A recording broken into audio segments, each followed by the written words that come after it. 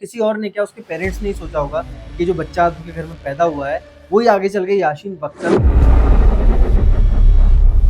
उसी नाम को उसने अपने नाम के पीछे जोड़ दिया और बन गया याशीन बख्तर। कि वो कहता था कि हमारे साथ गलत हो रहा है, मुस्लिमों के साथ गलत हो रहा है और हमें इसके खिलाफ कुछ करना पड़ेगा, हमें आवाज़ उठानी पड़ेगी, हमें अपना बदला लेना पड़ेगा और सिस्टम के खिलाफ खड़ा होना पड़ेगा।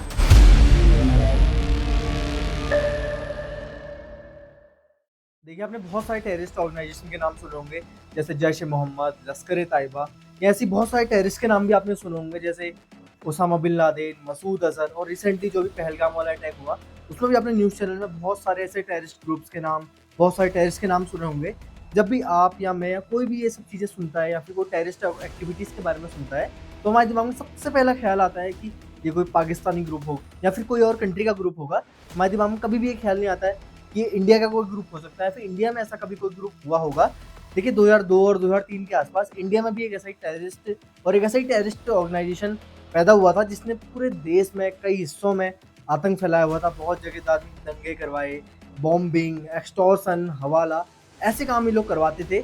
और 2003 में बना हुआ ऑर्गेनाइजेशन जिसका नाम था इंडियन मुजाहिदीन, इसका काफ़ी बड़ा नेटवर्क बन चुका था इंडिया ही नहीं, इंडिया के बाहर इसके बहुत सारे मेंबर्स के नाम मर्डर्स में, बॉम्बिंग में और बाकी टेररिस्ट एक्टिविटीज़ में आने लगे, जैसे हवाला का बिजनेस या फिर पाकिस्तान से कोई लिंक, पाकिस्तानी टेररिस्ट ऑर्गेनाइजेशन से लिंक्स, ये सब सामने आने लगे थे। लेकिन इन सभी नामों के साथ एक नाम जो सबसे खास था और जो सबसे इम्पोर्टेंट था, वो था यासीन बख्तर, जिसने सिंगल हैंडेडली इस पूरी ऑर्गेनाइजेशन को खड़ा करा, इतना बड़ा एक नेटवर्क बनाया, इंडिया नहीं इंडिया के बाहर भी इसको लेके गया और टेररिस्ट एक्टिविटीज़ को और मजबूत करा इसने इस ऑर्गेनाइजेशन के थ्रू। कर्नाटक के एक छोटे शहर में पैदा हुआ बच्चा कैसे इतनी बड़ी ऑर्गेनाइजेशन को खड़ा करता है, इतना बड़ा टेररिस्ट बनता है। ऐसा नहीं है कि यासीन बख्तर की फैमिली कोई टेररिस्ट ग्रुप से जुड़ी हुई थी या फिर उसका फैमिली बैकग्राउंड ऐसा था, ऐसा कुछ भी नहीं है। या फिर यासीन ने एक दिन सुबह उठा और सोचा कि मैं टेररिस्ट एक्टिविटीज करता हूँ या फिर टेररिस्ट ऑर्गेनाइजेशन से जुड़ता हूँ, ऐसा कुछ भी नहीं है। हम इस पूरी स्टोरी में आज समझेंगे या फिर कैसे एक रेडिकल सोच ने एक बच्चे को एक टेररिस्ट बना दिया और इतनी बड़ी ऑर्गेनाइजेशन खड़ी कर दी। आज की इस पूरी डॉक्यूमेंट्री में हम देखेंगे ये सब बातें, यासीन बख्तर की जर्नी, कैसे वो टेररिस्ट बना या फिर क्या क्या एक्टिविटीज उसने इस ऑर्गेनाइजेशन के रहते हुए करी, और जो भी बातें मैं आपको इस वीडियो में बताऊंगा उसके सारे लिंक्स मैंने आपको डिस्क्रिप्शन में प्रोवाइड कर रखे। आप एक बार क्रॉस चेक जरूर करिएगा। तो आप चल रहे हैं ना मेरे साथ इस जर्नी।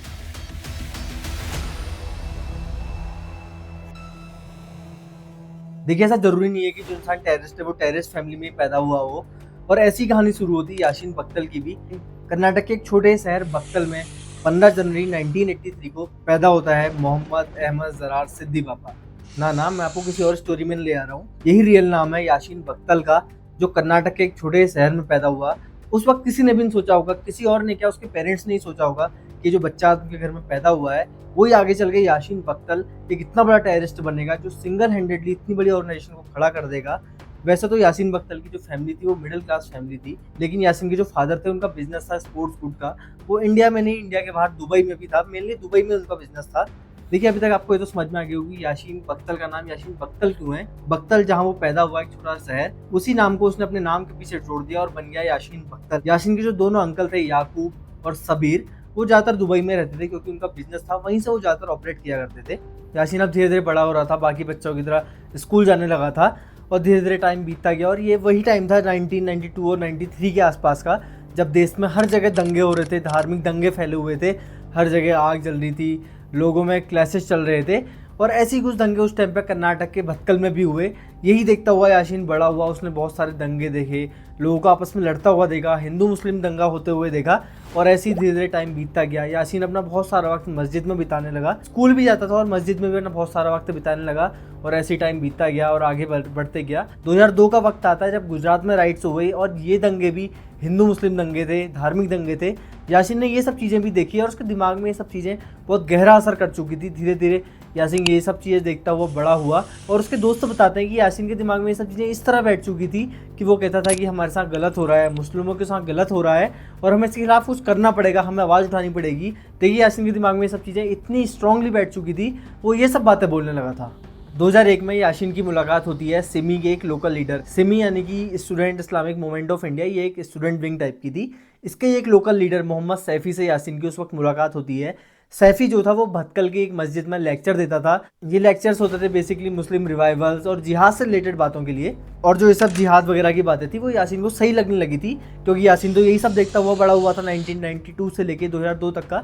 यासीन यही सब देखता हुआ बड़ा हुआ था, तो उसके दिमाग में पहले से ये सब बातें बैठी थी और ये लेक्चर्स उसको और स्ट्रॉन्ग करने लगे थे। सैफी के साथ उसकी बॉन्डिंग और अच्छी होने लगी थी और उसको अपने साथ सिमी की बहुत सारी मीटिंग्स में ले जाने लगा था और लोगों से उसकी मीटिंग्स करवाता था, जिससे उसको और ज़्यादा एक्सपोजर मिला इन सब चीज़ों का। यही सब मीटिंग के दौरान यासीन की मुलाकात होती है रियाज और इकबाल से। ये दोनों भाई थे और सिमी के की प्लेयर थे। ये लोग काफ़ी हद तक सिमी को कंट्रोल करते थे। रियाज एक बहुत अच्छा स्पीकर था, उसकी बातें ऐसी होती थी कि वो किसी का भी ब्रेन वॉश कर दे। और जो इकबाल था वो एक बहुत अच्छा प्लानर था। इन दोनों ने मिलके यासीन के दिमाग को ऐसा ब्रेन वॉश करा, उसको ये सब बातें बताई कि ये सिस्टम हमारे खिलाफ है, ये सब लोग हमें मिलके ख़त्म कर देंगे, हमें अपना बदला लेना पड़ेगा और सिस्टम के खिलाफ खड़ा होना पड़ेगा। और यहीं से मोहम्मद अहमद ज़रार बन चुका था यासीन भटकल। 2002 में सिमी बन तो चुका था, लेकिन जो उसके मेंबर्स थे वो अंडरग्राउंड हो चुके थे, जहां इन्हें ओसामा की वीडियो क्लिप्स दिखाई जाती थी, उसकी स्पीचेस सुनाई जाती थी और यही सब चीज़ें चलती गई। यासीन ने अपना स्कूल छोड़ दिया था और वो ज़्यादा से ज़्यादा वक्त अपना मस्जिद में बिताने लगा था और एक आइडियोलॉजी के साथ जुड़ गया था जो कि थी अहले हदीस, जो कि एक स्ट्रिक्ट और रेडिकल आइडियोलॉजी थी। यहाँ तक तो यासीन इंडिया के अंदर ही था, अभी तक जो भी चीज़ें वो करता था वो इंडिया के अंदर ही करता था। लेकिन 2004 में उसकी लाइफ ने एक बहुत बड़ा टर्न लिया। रियाज जो उससे पहले मिल चुका था, उसने 2004 में उसको एक पाकिस्तानी से मिलवाया जो कि था अब्दुल अजीज़, जो दुबई में लश्कर ए तैयबा का फंड रेजर था, उनके लिए फंड वगैरह इकट्ठा करता था। रियाज ने उसको यासीन से मिलवाया। अजीज़ ने यासीन से कहा कि अगर वो सच में जिहाद के लिए सीरियस है और उसे सच में दिल से लगता है कि उसके कौम के खिलाफ भेदभाव हो रहा है या फिर उन लोग के खिलाफ कुछ गलत हो रहा है, तो उसके लिए उसको एक प्रॉपर ट्रेनिंग की ज़रूरत है, जो कि होनी थी पाकिस्तान में। देखिए यासीन उस वक्त तो पाकिस्तान जा नहीं सका 2004 में, लेकिन 2005 में यासीन के फादर ने उसको दुबई भेजा, उनके जो स्पोर्ट्स गुड का बिजनेस था उससे रिलेटेड कुछ काम के लिए। अब ये सही वक्त था जब यासीन इंडिया से बाहर जा सकता था और पाकिस्तान भी जा सकता था। 2005 में जब वो दुबई गया, वहाँ वो अजीज़ के नेटवर्क से मिला और 2006 में अजीज़ के थ्रू ही वो दुबई से पाकिस्तान गया ट्रेनिंग को लेने के लिए और पाकिस्तान से उसको बलूचिस्तान के एक रिमोट एरिया में ले जाया गया, जहाँ पूरा ट्रेनिंग कैंप का सेटअप था और वहीं सारी ट्रेनिंग होनी थी। तो आप देख रहे हैं ना कैसे कर्नाटक के एक छोटे शहर में पैदा हुआ लड़का आज पाकिस्तान पहुंच चुका था एक जिहादी सोच को लेके। खैर हम अपनी कहानी में वापस लौटते हैं। यासीन अब बलूचिस्तान तो पहुंच चुका था जहाँ उसका कैंप और ट्रेनिंग वगैरह होनी थी।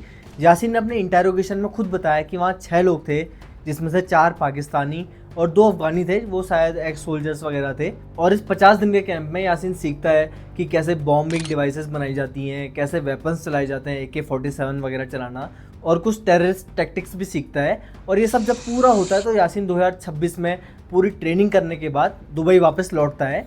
अब ये वो यासीन नहीं था जो पाकिस्तान गया था एक रेडिकल सोच के साथ, अब उसके साथ स्किल्स भी थी, उसके बाद टैक्टिक्स थी, उसके बाद सब चीज़ों की सोच थी और सबसे बड़ी बात थी कि उसके दिमाग में जो पहले से चीज़ें बैठी हुई थी वो सब चीज़ें अब उसके साथ में थी। यहीं से शुरू होता है यासीन की लाइफ का वो सफ़र जिस पे पूरी कहानी टिकी हुई है। पाकिस्तान से लौटने के बाद यासीन अपने पुराने साथी इकबाल और रियाज के साथ मिलके इंडियन मुजाहिदीन यानी IM को खड़ा करता है और इसमें ऐसे ही बहुत सारे लोग जुड़े हुए थे जो रेडिकल सोच वाले थे, यासीन और रियाज वगैरह की तरह। और इस ऑर्गेनाइजेशन के नेटवर्क को यासीन अभी तक इंडिया के 7 स्टेट में फैला चुका था। देखिए अब यासीन के पास स्किल्स भी थी। यासीन की एक स्किल बहुत खास थी, यासीन बॉम्ब बनाने में बहुत एक्सपर्ट था और अपनी पहचान छुपाने में बहुत एक्सपर्ट था। यासीन के पास बहुत सारी फेक आइडेंटिटीज़ थी, बहुत सारे फेक पासपोर्ट थे, जिस वजह से वो काफ़ी ज़्यादा कॉन्फिडेंस में हमेशा रहता था। 2007 में यासीन के लिंक्स इतने ज़्यादा बढ़ चुके थे कि इंडिया के बाहर तक उसने पाकिस्तान के लश्कर ए तैयबा और ISI से तक वेपन और फंडिंग ले ली थी। ये सब सेटअप करने के बाद यासीन फिर से एक बार कराची के लश्कर ए तैयबा के एक सीनियर मेंबर से बात करता है स्काइप में, और ये बात इस बार फंडिंग या फिर वेपन्स वगैरह के लिए नहीं थी, इस बार ये बात थी दिल्ली और मुंबई में बॉम्बिंग करवाने के रिलेटेड। आप देख रहे हैं ना कैसे एक ग्रुप इतना बड़ा बन चुका था, ये ऑर्गेनाइजेशन इतनी बड़ी हो चुकी थी कि लश्कर ए तैयबा और कराची में बैठे ISI के लोगों से तक बातें करते थे और इंडिया में बॉम्बिंग वगैरह कराने के सोचते थे। हालांकि 2008 में जब बाटला हाउस एनकाउंटर हुआ तो रियाज और इकबाल जो इसके साथी थे, जो इसके बहुत पुराने साथी थे, जो IM बनाने में इसके साथ में थे, वो अंडरग्राउंड हो चुके थे। अब पूरी तरह से अब IM की कमांड थी यासीन के हाथ में। जैसे कि IM की अब पूरी कमान यासीन के हाथ में थी, तो अब टाइम आ चुका था उसके दिमाग में जो बचपन से चीज़ें थी 1992, 2002 या फिर कोई भी दंगे की बातें, वो अब उसको ज़मीन पर उतारना चाहता था। जो भी उसके दिमाग में गुस्सा था, जो नफरत थी, देखिए यासीन के पास किसी भी चीज़ की कमी नहीं थी। उसके पास स्किल्स थी, उसके पास कॉन्फिडेंस था, उसके पास वेपन्स थे, उसके पास बॉम्ब बनाने के तरीके थे। यासीन लोकल सप्लायर से केमिकल वगैरह लेता था बॉम्ब वगैरह बनाने के लिए, और 13 सितंबर 2008 को इसने बॉम्बिंग कर भी दी थी दिल्ली के 5 जगह में। जैसे गफार मार्केट, इंडिया गेट और भी जो बिजी स्ट्रीट्स वगैरह थी वहाँ भी इसने बॉम्बिंग करवाई, जिसमें टोटल 26 लोग मरे थे। बाद में जब इन सब चीज़ों की इन्वेस्टिगेशन हुई तो NIA की एक रिपोर्ट में पता चला कि यासीन ने शाहीन बाग के एक रेंटल कमरे में रह के अमोनियम नाइट्रेट और बॉल बियरिंग से प्रेशर कुकर बॉम्ब बनाए थे। जैसे मैंने आपको पहले बताया था, यासीन बॉम्ब बनाने में बहुत एक्सपर्ट था। और जब ये बॉम्बिंग वगैरह हुई तो उसके बाद एक मेल भी मिला था IM की तरफ से कि रिवेंज ऑफ 2002 राइट्स। जैसे कि आपको मैंने पहले बताया, यासीन के दिमाग में जो पहले से चीज़ें चल रही थी वही सब चीज़ों का बदला लेने के लिए इसने बॉम्बिंग कराई थी। और ये जितने भी बॉम्ब ब्लास्ट इसने करवाए थे वो सारे कम्युनल टेंशंस को बढ़ाने के लिए कराए गए थे। लेकिन ये सारी बॉम्बिंग के दौरान जो एक चीज़ हुई जिससे यासीन की मुसीबत अब बढ़ने वाली थी, देखिए आपको मैंने पहले भी कहा था, यासीन के पास एक ऐसी चीज़ थी जो सारे वेपन से और जो भी इसकी स्किल थी उन सबसे ऊपर थी, वो था इसका कॉन्फिडेंस, जो कि अब कॉन्फिडेंस की जगह ओवर कॉन्फिडेंस हो चुका था। और यासीन के इसी ओवर कॉन्फिडेंस के चक्कर में यासीन गफ्फार मार्केट में खुद बॉम्ब लगाने चले गया था और उसने गफ्फार मार्केट में खुद बॉम्ब प्लांट करा, जहां वो CCTV में कैप्चर हो गया और उसके चेहरे पे एक निशान दिख गया था। आप इन निशान और CCTV वाली बात को ध्यान में रखिएगा, क्योंकि आगे चल के ये CCTV और ये जितनी फुटेज वगैरह थी और ये जो निशान था वही आगे चल के इस पूरी कहानी का टर्निंग पॉइंट और एंडिंग पॉइंट बनेगा। सिर्फ दिल्ली में नहीं, इसने पुणे के कोरेगांव पार्क में जर्मन बेकरी में भी बॉम्बिंग करवाई, जहां फॉरेन टूरिस्ट और फॉरेन स्टूडेंट्स वगैरह काफ़ी आते थे। और ये जितनी भी बॉम्बिंग वगैरह कराता था उसके सारे बॉम्ब्स खुद बनाता था।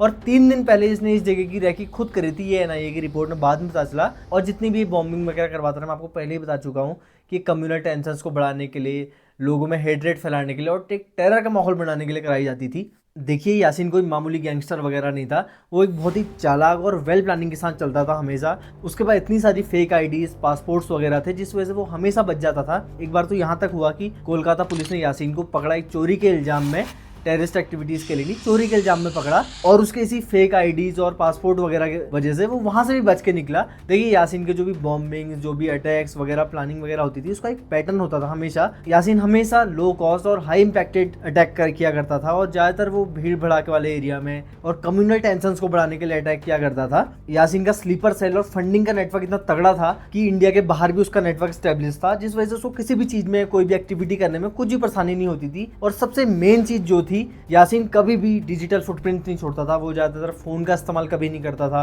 और जितनी भी बातें वो करता था वो सब कोडेड लैंग्वेज में हुआ करती थी। और 2010 आते आते यासीन मोस्ट वांटेड लिस्ट में आ चुका था। देखिए, आपने डॉन मूवी का वो डायलॉग तो सुना होगा कि डॉन के पीछे 11 मुल्कों की पुलिस पड़ी है। ऐसे ही यासीन के पीछे अब NIA, CBI, Maharashtra ATS, Delhi police, Yasin अब इन सब की रडार में आ चुका था। NIA की रिपोर्ट के अकॉर्डिंग 2010 में यासीन बांग्लादेश, नेपाल और UAE के बीच ट्रैवल करता रहता था अपनी फेक IDs और पासपोर्ट की बदौलत। और 2010 में ही वो नेपाल में एक नई ID और एक नई पहचान के साथ रहने लगा था, नेपाल के पोखरा में, जहां वो एक किराए के कमरे में रहता था। और आप यकीन नहीं मानोगे, वहां के लोगों के लिए वो एक यूनानी डॉक्टर था और इसी पहचान के साथ वो वहां रह रहा था। सोचो, जो आदमी इंडिया में इतना बड़ा टेररिस्ट था, इंडिया में जगह जगह में इसने बॉम्बिंग करवाई थी, वहां उसी हाथों से आज वहां लोगों का इलाज कर रहा था। उसने यही फेक पहचान, फेक ID जो यूनानी डॉक्टर वाली इसकी नेपाल में थी, इसी फेक पहचान के साथ इसने वहां बहुत टाइम गुजारा और वहीं से अपना कोऑर्डिनेट करता था बाकी चीज़ों का। इसका नेटवर्क अभी भी एक्टिव था। रिपोर्ट्स के अकॉर्डिंग तो यहाँ तक पता चला कि 2012 में इसने काठमांडू में रियाज, जो कि 2008 बाटला हाउस के इनकाउंटर के टाइम पाकिस्तान भाग गया था, उसके साथ एक सीक्रेट मीटिंग भी करी। और इसी मीटिंग में उसने IM के जो आने वाले प्लान्स थे, जो फंडिंग थी, जितने भी टेररिस्ट एक्टिविटी इनने आगे करनी थी, वो सब इसने वहाँ इसके साथ डिस्कस करी। देखिए, यासीन के नेटवर्क नेपाल में भी अभी तक इतना स्ट्रॉन्ग बन चुका था कि इतना टाइम में वहां रह चुका था और वहीं से सारी चीजें कोऑर्डिनेट कर रहा था। जैसे मैंने आपको पहले ही बताया, यासीन का स्टाइल था कि वो डिजिटल फुटप्रिंट्स ना के बराबर छोड़ता था और जब भी वो फोन वगैरह का इस्तेमाल करता भी था तो उस फोन को, उस सिम को तुरंत तोड़ के फेंक देता था। ज़्यादा से ज़्यादा वो लेटर्स का यूज़ करता था। अगर उसको किससे कम्युनिकेट करना था तो वो लेटर्स वगैरह या फिर कोडेड लैंग्वेज वगैरह में बात करता था। लेकिन यासीन की एक कमजोरी थी, वो अपनी वाइफ से कांटेक्ट करे बिना नहीं रह पाता था। वो अपनी वाइफ से लगातार लेटर्स वगैरह में बातें करता था और आगे चल के जो लेटर्स और उसकी वाइफ के साथ उसका कनेक्शन था, यही आगे चल के यासीन के लिए मुसीबत की जड़ बनी। देखिए, इंडियन एजेंसीज तो यासीन के पीछे हाथ धो के पड़ी ही थी, लेकिन अमेरिका की FBI भी, जो इसका हवाला का नेटवर्क था, उसके ऊपर नजर बना के बैठी हुई थी। और 2013 के स्टार्टिंग में यासीन अपनी वाइफ जाहिदा, जो कि मुंबई के जोगेश्वरी में रहती थी, उसको एक लेटर भेजता है और उस लेटर में करीब $1000, उस टाइम के रफली 65,000 रुपए, और एक लेटर था जिसमें उसमें उर्दू में लिखा हुआ था और कुछ कोडेड लैंग्वेज में था। FBI ने उस लेटर को इंटरसेप्ट करा और इंडियन एजेंसी एजेंसीज को दे दिया और इसके बाद यही लेटर यासीन की लाइफ का एंडिंग पॉइंट भी बनने वाला था। इंडियन एजेंसीज को वो लेटर मिला जिसके बाद यासीन को पकड़ने की तैयारियां और तेज हो गई, क्योंकि इनके पास अब सिर्फ लेटर नहीं था, जो बॉम्ब ब्लास्ट के टाइम पे उनको सीसीटीवी फुटेज मिली थी जिसमें यासीन की शक्ल में एक मार्क भी दिखा था उनको, और यही सीसीटीवी फुटेज अब काम आने वाली थी। देखिए जो लेटर एफबीआई ने इंटरसेप्ट करा था उसमें ये भी पता चला कि यासीन इसी साल दिवाली में कुछ बड़ा हमला करने वाला है और अब यासीन को पकड़ना और ज्यादा जरूरी हो चुका था। और अब इतनी सारी इन्फॉर्मेशन होने के बाद आईबी ने नेपाल पुलिस के साथ कोऑर्डिनेट करना शुरू करा और बॉर्डर में फोर्सेस को बढ़ा दिया गया, क्योंकि अब ये बहुत बड़ा मौका था जब यासीन को पकड़ा जा सकता था। इतने लंबे टाइम के बाद एजेंसी इतने लंबे टाइम से यासीन को तलाश कर रही थी और अभी बहुत बड़ा मौका था। इस बार एजेंसी इसको छोड़ना नहीं चाहती थी। आईबी के कुछ सोर्सेस के थ्रू यासीन के लोकेशन का ही पता चल चुका था और कुछ हवाला के ट्रांजैक्शन जो उसने करे थे उसके थ्रू भी यासीन की पिन पॉइंटेड लोकेशन मिल चुकी थी। अब बस सब सेट था। दिन आता है 28 अगस्त 2013 का। रक्सौल के फॉरेस्ट में IB, Nepal police, Delhi police, इन सब ने मिलके यासीन को घेर लिया था और इतनी सारी मेहनत के बाद यासीन को आखिरकार पकड़ लिया गया। हालांकि बाद में रिपोर्ट में एजेंसीज बताती हैं कि यासीन ने बहुत देर तक इनकार करा कि उन्हें गलत इंसान को पकड़ लिया है, वो यासीन नहीं है। लेकिन सीसीटीवी फुटेज जिसके बारे में आपको मैंने स्टार्टिंग में बताया था, जो गफार मार्केट में बॉम्बिंग के टाइम पे यासीन जिस सीसीटीवी में कैप्चर हुआ था उसमें उसके फेस का एक मार्क भी दिखा था, जिसके थ्रू एजेंसीज ने कंफर्म करा कि ये यासीन ही है और आखिरकार यासीन हाथ लग चुका था। अब इसके बाद यासीन को दिल्ली लाया गया, पुलिस कस्टडी में लिया गया। उस पुलिस कस्टडी में यासीन ने अपने सारे जुल्म कबूल करे, जितने भी उसने बॉम्ब ब्लास्ट करे थे, जितनी भी उसने टेररिस्ट एक्टिविटीज देश में करी थी, वो सब उसने कबूला। और 2016 में एनआईए की स्पेशल कोर्ट ने यासीन और उसके 4 साथियों को डेथ पेनल्टी की सजा सुनाई। हालांकि बाद में यासीन और उसके साथियों ने अपर कोर्ट में पिटीशन वगैरह डाली, लेकिन 8 अप्रैल 2025 को तेलंगाना हाई कोर्ट ने उसके ऊपर जितने भी चार्जेस लगाए थे, जो भी उसको डेथ पेनल्टी मिली थी, वो सबको सही ठहराया और उसकी डेथ पेनल्टी को कायम रखा। देखिए यासीन ने कभी भी नहीं सोचा होगा कि उसने लाइफ में इतने बड़े बड़े जुर्म करे, बॉम्ब ब्लास्ट करवाए, कम्युनल वायलेंस फैलाया, मर्डर, एक्सटॉर्शन, हवाला रैकेट चलाए, इतनी ज्यादा टेररिस्ट एक्टिविटी देश में फैलाई, वो कभी भी नहीं पकड़ा गया। और एक लेटर जो कि उसने सिर्फ अपनी वाइफ को लिखा, उस लेटर के वजह से वो आज पकड़ा गया। देखिए कैसे कर्नाटक के एक छोटे शहर से निकला हुआ एक बच्चा जो कि और बच्चों जैसा ही था, उसके दिमाग में कैसे एक रेडिकलाइजेशन की एक सोच आई, कैसे इस सोच ने उसको बड़े होने तक उसके दिमाग में घर बनाया और कैसे ये सोच पूरे देश के लिए, पूरी कम्युनिटी के लिए और पूरी सोसाइटी के लिए खतरनाक साबित हुई। कितने लोगों ने अपनी जान से हाथ धोया, कितनी फैमिलीज तबाह हुई। आपको डॉक्यूमेंट्री पसंद आई तो आप लाइक कर सकते हैं, पसंद नहीं आई तो आप डिसलाइक भी कर सकते हैं। कमेंट्स में अपनी राय मुझे बता सकते हैं। मिलते हैं अगली डॉक्यूमेंट्री। Thank you.